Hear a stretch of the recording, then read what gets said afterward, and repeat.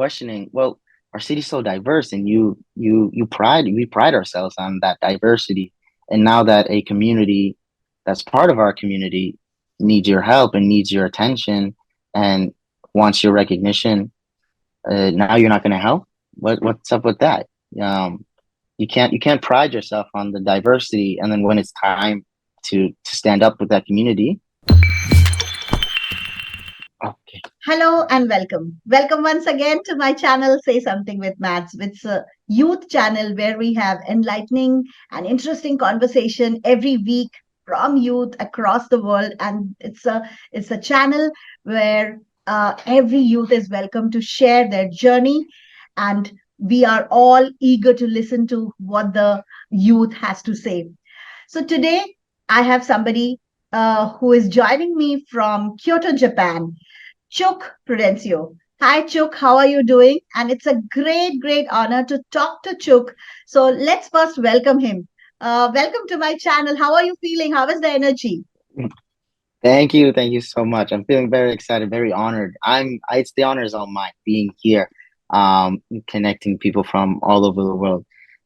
Is I think is an incredible thing to do, and I have been very honored and privileged for a little bit of my life to have do these talks, and it's really I'm very grateful, and spreading the gratefulness. Thank you. Thank you so much. It's actually Thanksgiving in the U.S. So I will say I didn't have dinner. We usually go around the table saying what we're grateful for. So I'm going to say I'm grateful today for this interview, for you, for reaching out.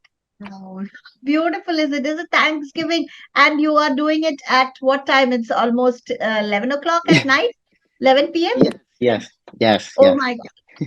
So this is what is the beauty of this channel. We navigate different time zones, but when we connect, this platform gives us so much energy and so much to learn for our listeners. So without further ado, let's listen to Chuck about his, ask him about your journey.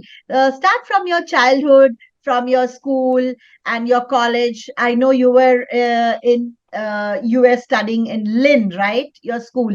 So Yeah. let's talk about your parents and you have siblings. Where are you originally from? A little bit about yourself for the audience. Yeah, sure. So I do go by Chuck, but actually my name is Carlos, and that is because I'm Latino, and I'm very proud of being Latino. And the reason I changed my name for now to Chuck is a very long story, but in short, in my program there's another Carlos, so we agreed to change our names. And Chuck comes from my nickname with my family.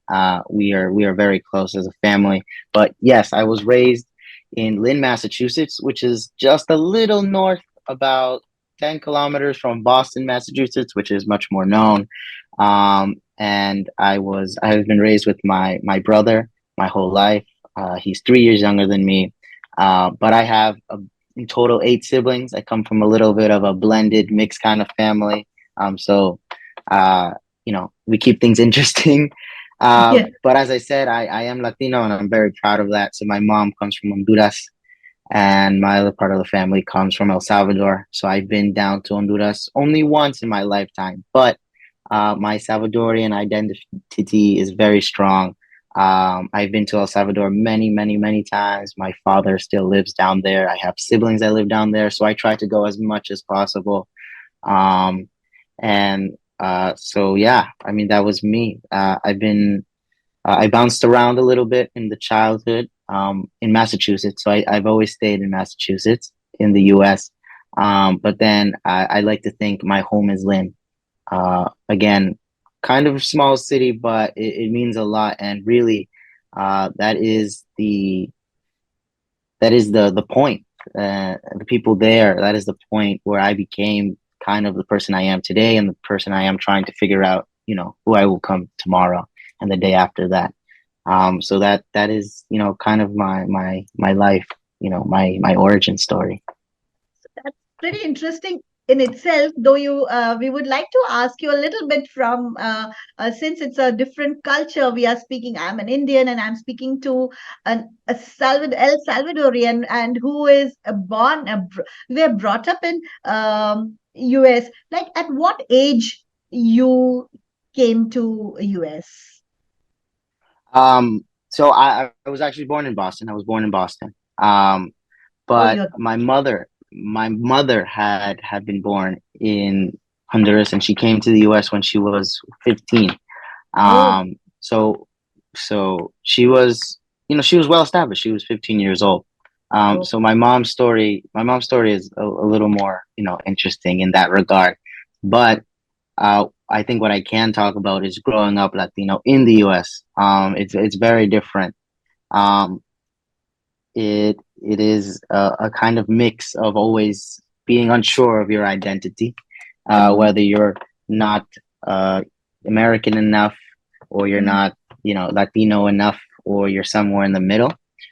And I actually really struggled with this for a little bit. A lot, I think, around up until, I want to say I was about 14. I refused to speak Spanish. I refused to, really understand my Latino identity, I refused a lot of it.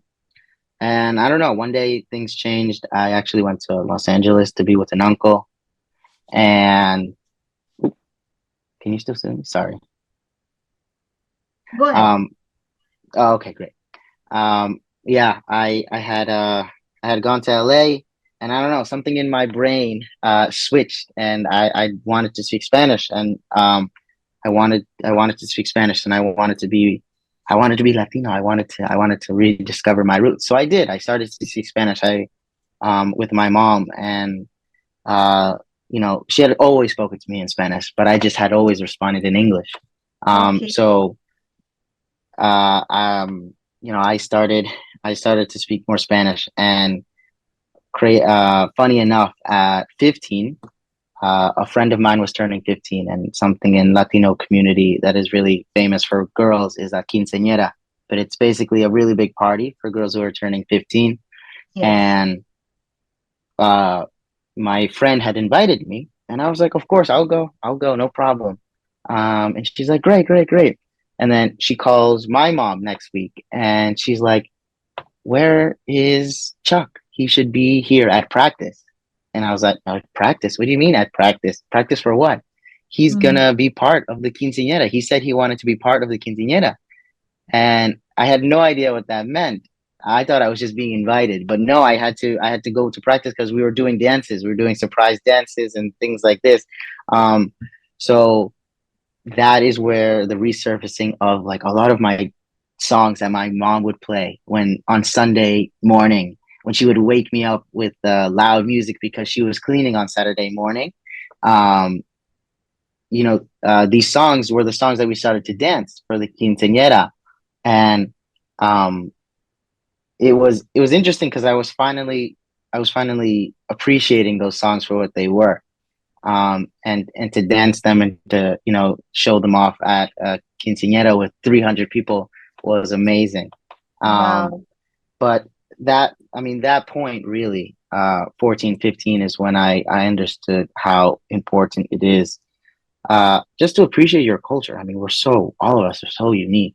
All of us are so unique, and I think that has also led me to here, to Japan, because as you said, I'm now halfway.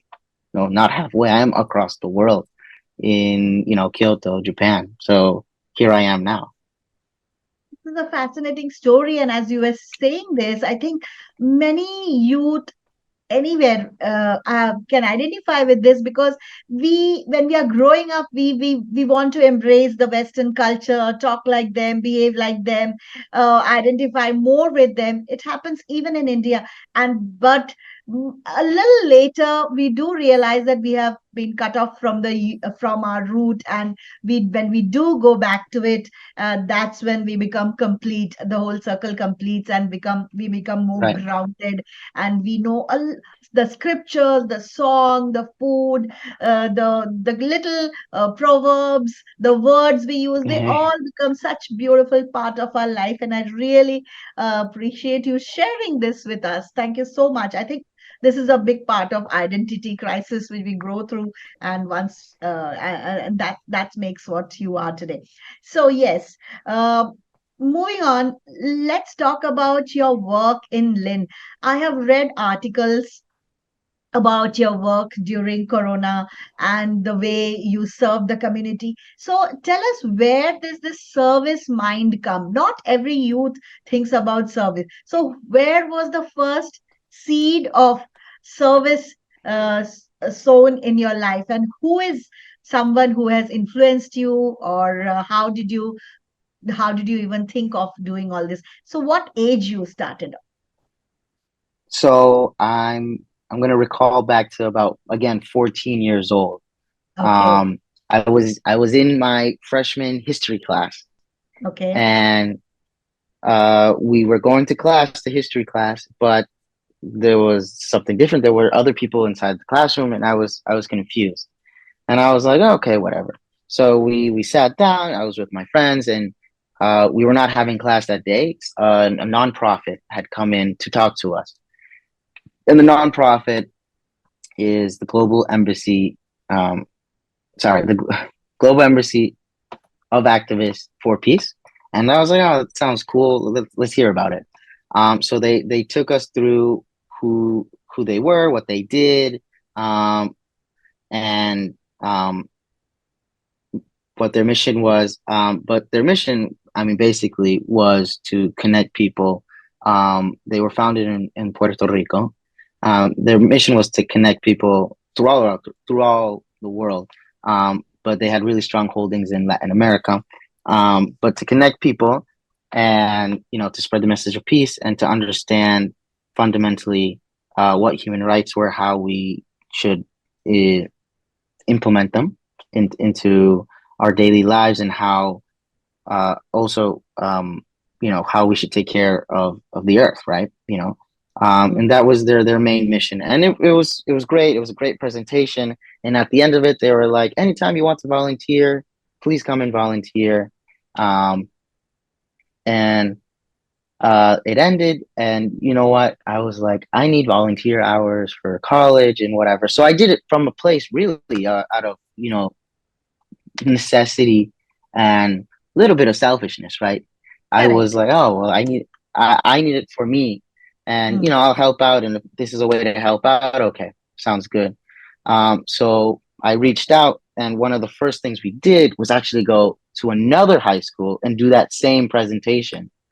And in this presentation, one of the activities to do after was to there was a big chart paper, and on one side was write down um, human rights, and then on the other side write down human values. And they had given us a sheet, or we had given the students a sheet of paper of all the Universal Declaration of Human Rights. So it was really easy to actually write down all the human rights, because it was right there on a piece of paper. But then on the human value side, people would Values. put things. They would put things such as money,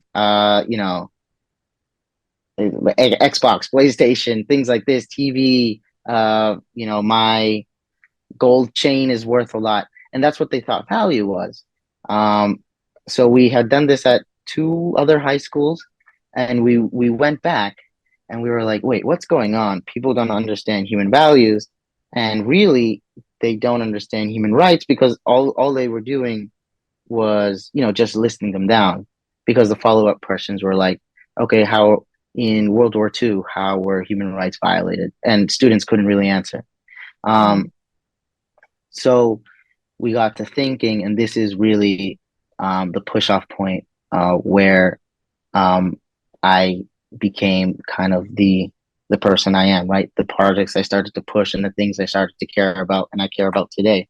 Um, there was a need, right? There was a need for a human rights education in high school, or in school in general, not just in high school. So myself and other team of other volunteers who were my friends, and um, the embassy, the organization, not a embassy, and government embassy. We started to talk about how do we make a curriculum, or how do we ask for a curriculum in the school so that students learn this kind of stuff. And I didn't know, right? I had to study myself. I had to understand what they were, how they're implemented, the history, you know, what human rights, or what that implementation of human rights looks like in the real world. So I had to study. um, the result is that, myself and a couple of friends, pushed we pushed for school curriculum and school committee to push a revision of a human rights curriculum in the school system. And it was a long process. It was a, I think, 3 year process. I started in freshman year, and we didn't we there was not an official human rights class until my senior year. So 4 years, right? Almost 4 years of talking to city councilors, talking to school committee, um, talking to people at the state level who created Massachusetts curriculum. And yes, senior year there was officially a human rights curriculum class in high school for, I want to say, senior students, possibly junior students. Um, it it was good. It was good. It was something that we did, something we accomplished, and we were very, very happy about it. The thing is, it's just one class, right? We wanted an implementation to all grades, but we got a class, and that's what we were happy about. That's a And big thing. Yeah, that's a very and big it thing. was changed. And that's really where I started. And like I said, it was a 4 year journey, right? So what was in the middle, all throughout high school, there was election season through my in my city in Lynn. So I got curious, and I started to go out and see and listen to candidates. And, well, this is how a city works. This is how city government works. This is this. And it just hooked me. I was so interested, and I met people that were like, these are the problems that people deal with. Do you want to help? How do you feel about it? And I was like, oh yeah, I definitely want to. And again, the Global Embassy of Activists for Peace, again, which is that nonprofit organization that really lifted me up, uh, did a lot of work with me. And we did things from blood drives, education reform. We did a whole bunch of stuff, and that pushed me to care about people, to understand that, um, you know, nothing happens in the world just because we want it to. It's because of a collaboration of people that come together to do those things. And in that, later throughout, uh, around senior year, which was like COVID, the really big project I did was the Black Lives Matter mural, um, Yes.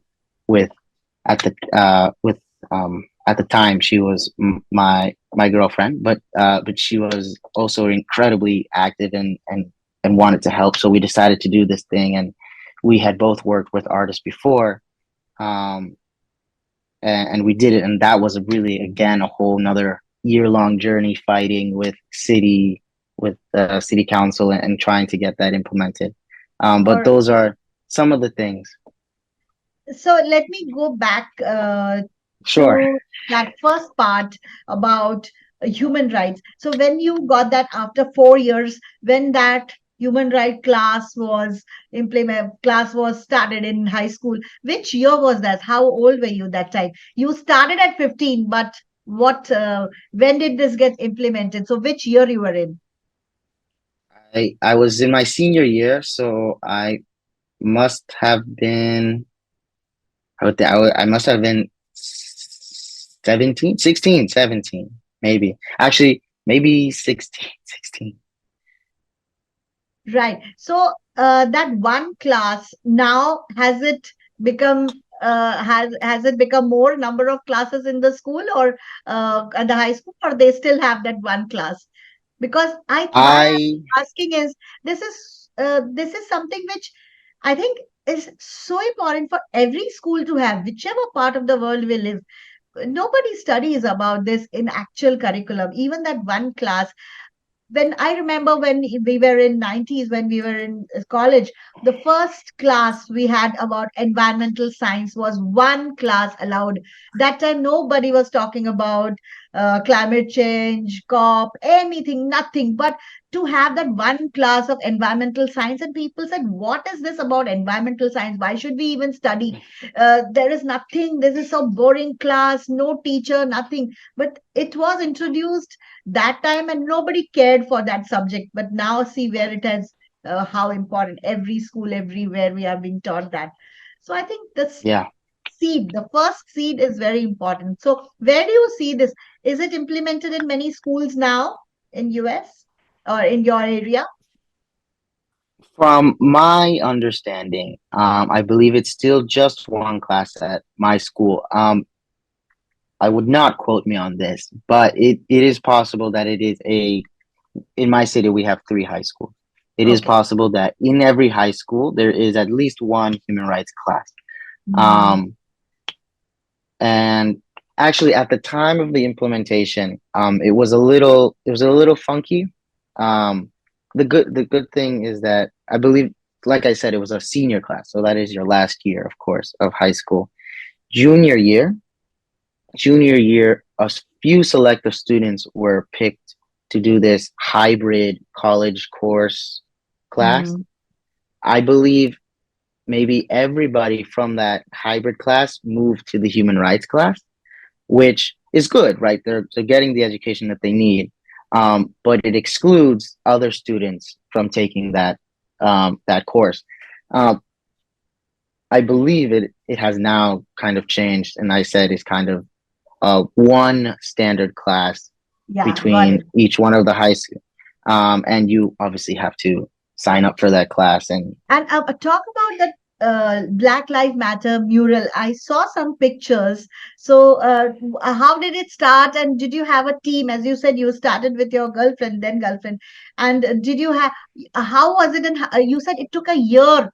So, talk about that yeah, idea, the seed which germinated, and how did it end after a year? What did you achieve? yes. So kind of backtracking again, that was two.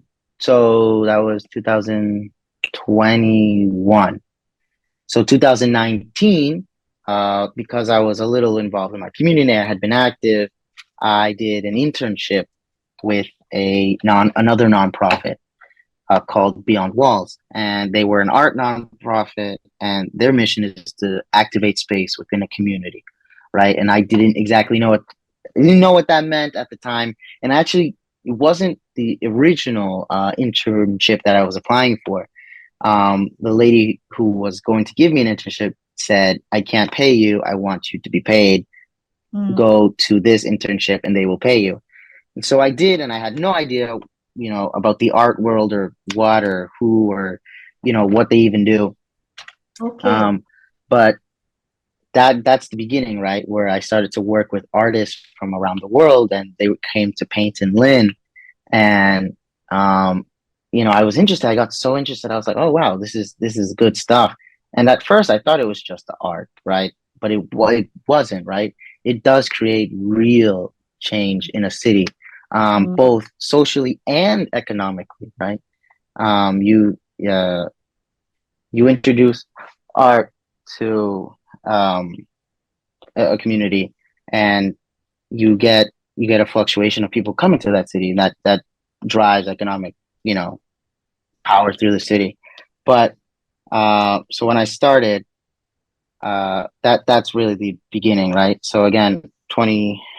So fast forwarding to 2021, a lot of the Black Lives Matter protests were happening, and things were getting weird and shaky, and we were confused, and we were angry as youth, right, as to why this was happening, and we were angry we couldn't do anything.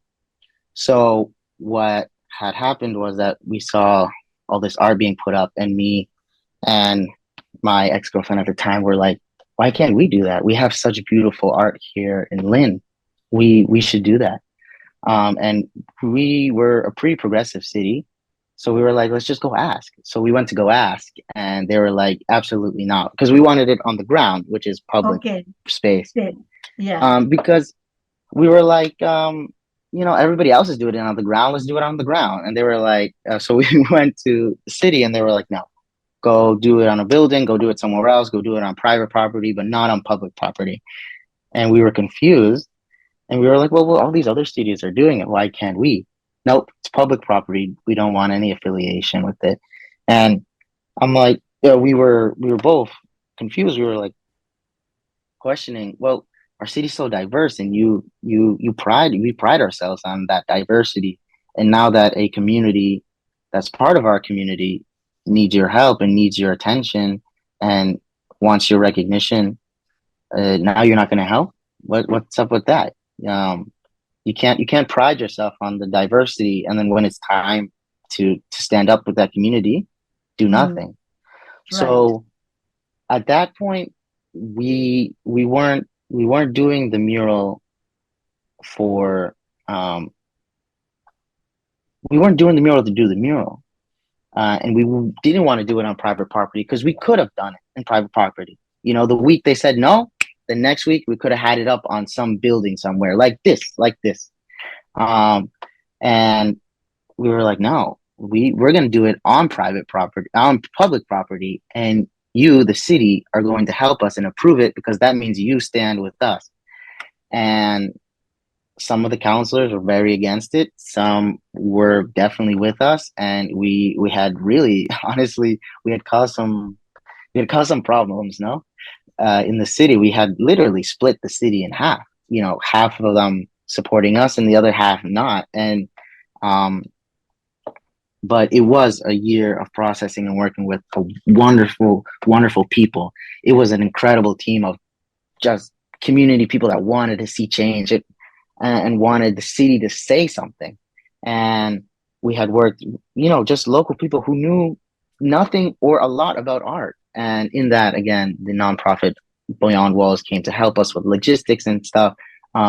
But they had wanted me, Dami, who is the girl who helped me do this project, wanted us to be the faces of it. So although they had no problem having their name out there, they wanted they didn't want to be the facilitators. They wanted us to be the facilitators. Um, and so we again worked with this just incredible team of just good human beings in the community that wanted to see this happen. And um, and there was at the end of it, we had to get lawyers to figure out the legality of trying to maneuver getting the Wow. mural on the wall, and an amazing lawyer who did it all pro bono too, no pay, and we got it done after a year. Now, I was listening to this. Now, you were dealing with policymakers, you were dealing with municipalities, you are dealing with people. It's a very complicated process. It's not just pick up some colors and go and start painting. It's all the No, things no. which goes at the background. There are so many people to handle, so many thoughts, so many objections. So when finally you got that done, like how many hours you people painted those walls? How contribution? Like every weekend you used to do it, or every day, or how many people actually were there with you that time? So, um, the mural, right? The Yeah. mural was. I'm sorry, I really don't know how long in meters, Okay. uh, but it was a street long, right? It was an entire street. Um, it was long. It was very big. Uh, I'm I'm gonna use feet. 100 feet. I don't know what that can be in Yeah, yeah, yeah. meters. Fine, fine. Yeah. 100 feet is It was fine. Huh. Wow. long, 100? very long, long, long. We said, okay, we need a couple days to do this. Let's shut down the street. Let's let people know, get permits with the city, notifying the street will be closed down. We had um, one, two, three, four, five, six, seven artists, and we were like, we need a couple days. We need a couple days. Day one, day one, we watched the weather, and it was going to rain the next day, and we Okay. were like, they were like, okay, we need to finish. The artists were like, we need to finish, and I'm like, what are you Mhm, talking about? Finish today in one day, a mhm. 5 day project? They were like, yes, five. We're gonna make the project from 5 days to one day. Oh my So God. Uh, so we had also had volunteers, right, to come help and paint. But honestly, um, it makes it a little more complicated. We were very very generous to everybody who came, but you just need to be watching people, and you want people to have fun. That was the whole point of the volunteers, right? These artists can work by themselves, of course, but to have them there was a lot more fun. The thing is, the logistics of it, you need to make sure everybody's safe and okay. And it's a street, it's a public street, and even though it's closed, things can happen, right? So you want it to be okay, you want it to be mm. you want it to be settled. And I was like, wait, are you sure we can do this in a day? You guys, even with all the people coming through talking to you, you think you can do it in a day? And they were like, yes, we're going to do it in a day. And they did. They completed the entire mural in one day. Oh And my the God. next day, what happened? It didn't rain. It didn't Okay. rain the next day. And so they did just a little bit of touch ups here and there, and they had cleaned up their art, and we had a really big block party, and we had everybody come through we had Wow. everybody come. That's a big community project which you achieved to finish, and it must have been such a big feather in your cap. So you got a lot of media attention during that time, right? And then what happened after that? And also, if I know correctly, you were awarded as in 2020, right? You were awarded by um, Person of the Year by the Essex Media Group. So it happened before this mural thing? Yes, and the so the Essex Media Group is the local um newspaper, right? So the city takes a vote on that, and it's a Okay. committee of people that vote on it. Um, and yes, this was before the mural, and it was really due to the work that we contributed during COVID. And I say we because it was a we effort. And there was one article I sent you that I'm actually not a fan of at all, and I didn't mean to send you, but I did. And it talks about some of the work that we did during COVID, and that was food distribution for people that didn't have any money to buy food during COVID. And that really started with city councilors that were doing it. And Mm, they had figured out a way to spend city budget to get a really big 18 wheeler truck to come. And they unloaded it with the Salvation Army, which is an organization throughout the US that does such types of things, that helps veterans and such. Um, so they they had started doing this, and I had gotten word about it, and I started to help out as well. And mm, I had brought out more people from my age, and one of those people being actually my mother. My mother had unfortunately uh, just had been laid off from work, so really she had nothing better to do than go and help. So she did. Um, but it was really a group effort, right? And it was really, the beauty of it was that it started with city councilors, and that's what, to me, governing is, right? There's a crisis, there's a time of need, so people that elected you believe in you to help them out, mm, right? And that's what governing is. That is what it is to be a leader. That is why you were voted in that position, is to help, and to help and to serve the people. And I was inspired by that. I was grateful for that, and I wanted to be there, and I wanted to help out the way I could. and again, I brought friends, I brought family members to come and help out, and we did all this food packing and we distributed, and it was a good time. And although it was a pandemic, we were out there and we were all unsure. We just didn't know what it meant to have COVID, what it didn't mean to have COVID, you know. But we didn't care because we knew that people needed help. So that was what was important to us. And yes, it was a big part of what we all did. There was a time when I first started doing all this work where I didn't see that.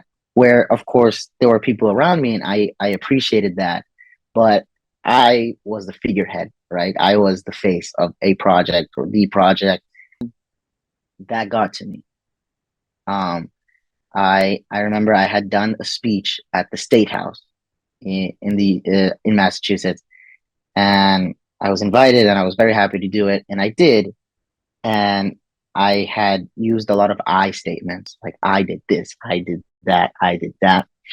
And a friend of mine who had been there uh, had listened to the speech. And after that, I had seen her again a couple of weeks after, and she didn't really talk to me all as much. And months had passed, and I would text and nothing, and I would see her and nothing. And I was very confused. I'm like, what did I do? Is she okay? Or is she going through something? Did I do something? Until one day she texted me and was like, can we have lunch? And I was like, oh yeah, of course, no problem. So we had sat down and we had gone to lunch. We had sat down, and she told me, you might have noticed that these past months I've been keeping away from you, and I want to explain that to you. And she was like, at the speech you gave at the State House, I was upset. You were using a lot of I statements, and all the people that had been around you, have helped you out. I understand that you're doing hard work, but so has everybody else, and things like that. And that conversation destroyed me. I was greatly upset because I didn't want it to be that way, and I never knew it was that way. Um, and that conversation strikes me now. It keeps me up at night now. Mm. Not because it was not because it was a bad It thing was or not it or intentional. anything, Yeah, it came out but like it does. that. Mm. But it does because it means something to me, right? I always want to be appreciative of the people that are around me.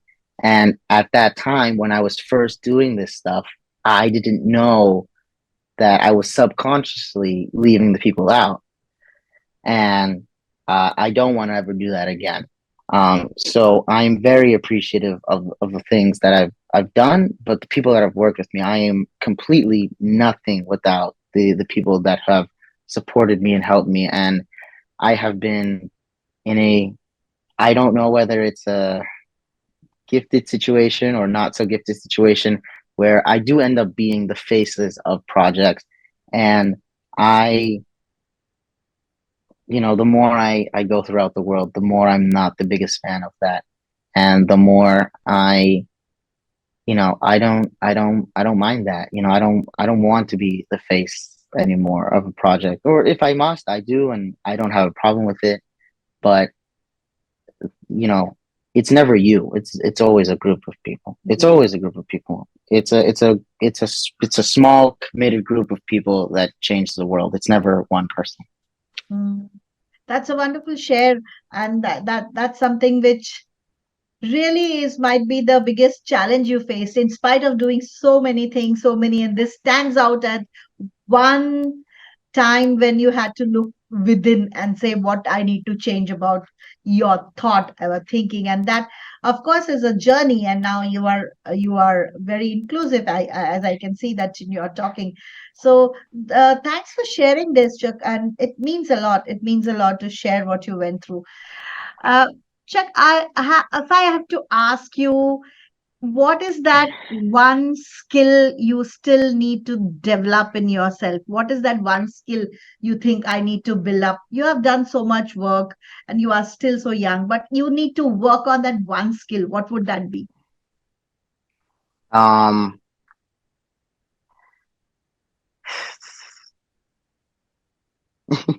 you need to be. Uh, I think I need to learn how to manage more, right? I like a lot of things on my plate, but then I'm Okay. like, how do I do all this stuff? And I come to a point where I'm like, there's so many things. How do I balance them all? And maybe I'm just not meant to balance them all. Maybe if I was just thinking a little more ahead, I would be like, well, I can do this, and that, but not this, and that. Um, and I think I need to work on that. I think I'm excited about a lot of projects or things, and I'm happy to do them. But I'm not. I don't always manage well. Mm. All the things, and again, even the I've taken a break. Like I said, from doing a lot of projects, and I'm not as active here in Japan as I want to be, and I'm trying here and there. Um, and I'm obviously more than welcome and more excited to do any project that comes my way that's hands on. Um, so it's been a while since I've done a project, right, or been a face of a project. Um, but I'm always, as I said previously, I'm always a little nervous about the ego, right? The ego that Yeah. comes with all of this. Yeah. Um, so I'm nervous, and I have, like I said, I haven't done a project in a while. Um, so I think again, always checking myself, and in terms of those skills of management, I need to balance things out, understand how I can't be in every place all at once. True. Well said. Now, if I have to ask you another hypothetical question, maybe, but let's see, if you have a power, if you have given like a free power, like you can use anything in you are free to use that power to change one thing in the world, what would that one thing be? Education. I Okay. think I think every human being should have the accessibility to To education. A education. good That a good school, a desk, a book, a good book, not a book that's from 1950. No, no, a good updated book, and good teachers, and children are passionate, and they're exploring, and they're learning, and they're that curious. was an Beautiful. amazing conversation, Chuck, and I hope you had as much fun as I had talking to you. And So much fun. your journey is amazing, and keep doing good work. And we will be following you throughout. And now you are a part of our community. And Thank you. yes, thank you so much for taking time out for this interview. And for my audience, this is going to be an amazing conversation when it is published. Do subscribe to my channel. Every week we have youth coming up and talking about their journey. There's so much to learn, so much to reflect upon, and so much beauty in each one's journey. So let's celebrate it together and see you again next week on Say Something with Mads. For now, bye